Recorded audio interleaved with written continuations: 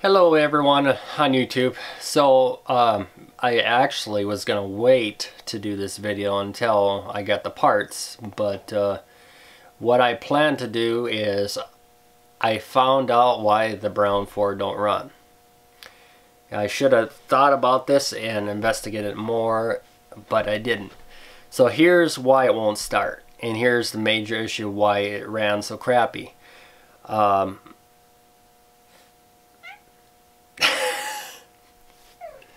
Anyway, Kitty wants to say hi here.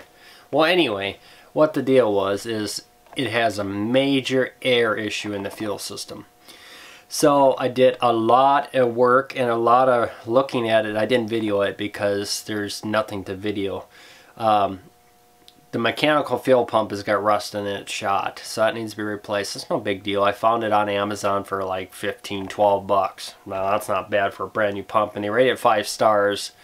And I found all the parts on Amazon for the fuel return kit, the glow plugs. I'm going to put all new glow plugs in it. I'm going to put brand new starter. They had a brand new starter on there from Ford, 109 bucks on there. That's cheap. Put a new starter in it because the other starter is done. I know that. I'm going to clean the ground off, redo the ground wires, put new fuel lines to the tank because they're all bad. I looked at them, they rub through the block, and they're getting air through there, and it's sucking back down to the tank. That's why it won't start. That's why it's hard starting. That's why it runs rough, I think. If we do put all the new fuel system and the fuel line and the mechanical pump and everything and fix all the leaks and find the leaks, which is going to be a big project because it could be one problem to another. It's not just one thing. It could be the injector lines. There can put little washers on there and make them sit tight. Could be the O-rings in there. Could be the heater thing to the filter housing. It could be anything leaking back down because I took the fuel line from the mechanical fuel pump off and from the tank, and I put a clear hose on there and I tightened up as tight as I could, and I sucked it up, the fuel come up, and I put my thumb on it and it leaked back down pretty quick. So there is a leak back from the tank too, so I got to get that fixed. It's not a it's a bigger issue than you think it is. It's just a pain with a diesel like that has that many miles. The engine is fine, there's nothing wrong with the engine, and it needs a water pump. That's no big deal. So any of that stuff can be fixed. I wasn't going to say anything. I was just going to let it go and just surprise you with the parts. But I'm not going to be able to get the money right now to do the parts, to get the parts right now. Because right now I spent money to get parts for my Chevy Avalanche first. So that comes first because I need that for this winter.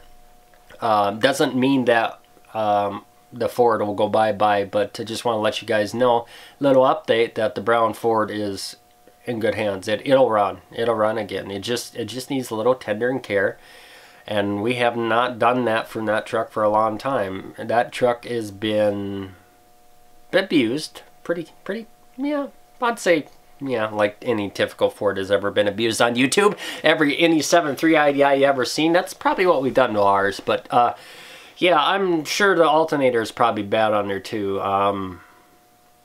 Probably cooked. It's original on there since we got it in 2001, so I might look into that, make sure that's got good, and make sure the grounding wires are good, get some good battery terminals, and hook up 2 batteries, because that's what burns out the starter. But I was trying to get by with 1 battery because the other battery ends are bad, and that's going to cost a fortune to get the battery ends, but because it's not cranking the maximum amperage to get the engine to turn over faster, to get that mechanical lift pump, to get it up to the injection pump and get to the injectors and make it run good. So yeah, it all comes to play. If you don't have good cranking amperage and all that stuff, and that starter is bad because the donut right there from where the muffler is all black right on the solenoid and wrecked the starter. So that'll have to be fixed too, that donut, exhaust donut. Typical Ford, huh? Yep, that starter's bad. I know it is because it drags. The starter's bad. So I'm going to buy a new starter for it, mechanical fill pump, and some lines for it, and we'll just go one at a time, you know. I mean, if it doesn't fix this issue, we'll buy this one. We'll buy this and buy this. It's just take it day by day, and it'll live again to die another day, like some other people said. So I just thought I'd do this quick video to let you guys know that's what's going to happen on the brown Ford. As the Toyota Tacoma, I really don't know yet on that one. I really don't know.